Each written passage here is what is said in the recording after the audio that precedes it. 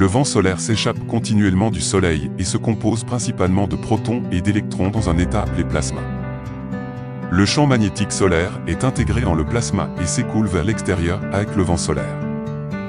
Différentes régions du Soleil produisent du vent solaire de différentes vitesses et densités. Les trous coronaux produisent du vent solaire à grande vitesse, allant de 500 à 800 km par seconde. Les pôles nord et sud du Soleil ont de grands trous coronaux persistants, de sorte que les hautes latitudes sont remplies de vent solaire rapide. Dans le plan équatorial, où gravitent la Terre et les autres planètes, l'état le plus courant du vent solaire est le vent lent, avec des vitesses d'environ 400 km par seconde. Pendant les périodes calmes, la surface du Soleil peut être presque uniforme. À mesure que l'activité solaire augmente, la surface solaire se remplit de régions actives, de trous coronaux et d'autres structures complexes, qui modifient le vent solaire. Parce que le Soleil tourne tous les 27 jours, le vent solaire devient une spirale complexe de vitesses élevées et faibles et de densités élevées et faibles. Lorsque le flux solaire à grande vitesse dépasse le vent à vitesse lente, cela crée ce qu'on appelle une région d'interaction corrotative. Ces régions d'interaction sont constituées de vents solaires avec des densités très élevées et des champs magnétiques puissants.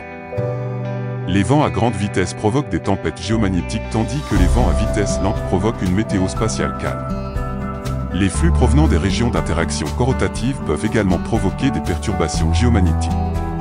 Ainsi, la spécification et la prévision du vent solaire sont essentielles à l'élaboration de prévisions sur la météo spatiale et ses impacts sur Terre.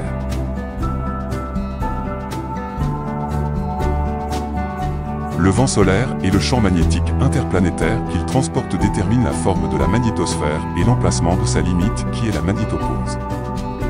Il module le champ magnétique à l'intérieur de la cavité magnétosphérique.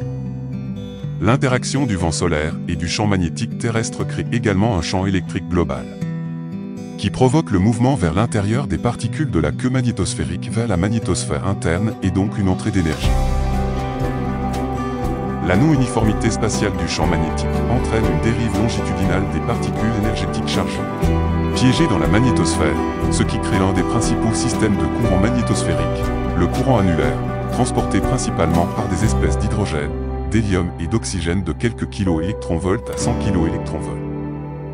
Cette région est également colocalisée avec la population de particules magnétosphériques la plus énergétique, la ceinture de radiation externe composée d'électrons relativistes à quelques mégaélectronvolts environ.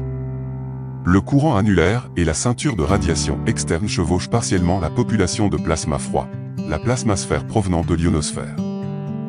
La limite de la plasmasphère, la plasmapause, est également déterminée par le champ électrique à l'échelle mondiale. Des courants parallèles, alignés sur le champ, associés au mouvement des particules le long des lignes de champ magnétique, se rapprochent de l'ionosphère, de sorte que le couplage magnétosphère-ionosphère joue un rôle important pour les deux sphères. Dans la magnétosphère interne, différentes populations de particules sont également couplées dans une large gamme d'énergie, les particules de faible énergie constituant une population d'amorçage pour les populations de plus haute énergie. La population d'amorçage peut être énergisée par un mouvement radial vers l'intérieur ainsi que par des interactions avec divers modes d'ondes de plasma qui peuvent être excités dans la magnétosphère. Ces ondes de plasma sont souvent générées par des interactions avec le vent solaire. Par exemple, des ondes à ultra basse fréquence à grande échelle peuvent résulter de l'instabilité de Kelvin-Helmholtz sur les flancs de la magnétosphère ou de la compression de la magnétosphère par le vent solaire. La dynamique de la magnétosphère interne est fortement régie par les interactions entre différentes populations de plasma qui sont couplées par des champs électriques et magnétiques à grande échelle, des courants et des interactions ondes-particules. Le plasma magnétosphérique interne subit des interactions autocohérentes avec les champs électriques et magnétiques globaux. Les ondes excitées dans la magnétosphère interne par des distributions de particules instables peuvent permettre un échange d'énergie entre différentes populations de particules dans la magnétosphère interne et affecter le courant annulaire et la dynamique de la ceinture de rayonnement. L'ionosphère sert de puits d'énergie et réalimente la magnétosphère via le flux de plasma froid. Les particules magnétosphériques internes qui précipitent influencent l'ionosphère et la chimie de la haute atmosphère et affectent le climat. Les mesures satellitaires et les études théoriques ont fait progresser notre compréhension de la dynamique de diverses populations de plasma dans la magnétosphère interne. Cependant, notre connaissance des processus de couplage entre la plasmasphère, le courant annulaire, les ceintures de rayonnement, les champs magnétiques et électriques globaux et les ondes de plasma générées au sein de ces systèmes est encore incomplet. Les ceintures de radiation sont des structures physiques très dynamiques de l'environnement spatial terrestre. De forme toroïdale et étendues sur la majorité des orbites satellites, elles sont constituées d'électrons et de protons très énergétiques piégés par le champ magnétique terrestre. Ces particules décrivent des mouvements quasi périodiques, qui induisent des périodes de vie de quelques semaines à plusieurs années et on observe des variations de leur flux très intenses essentiellement dues à un fort couplage avec le vent solaire.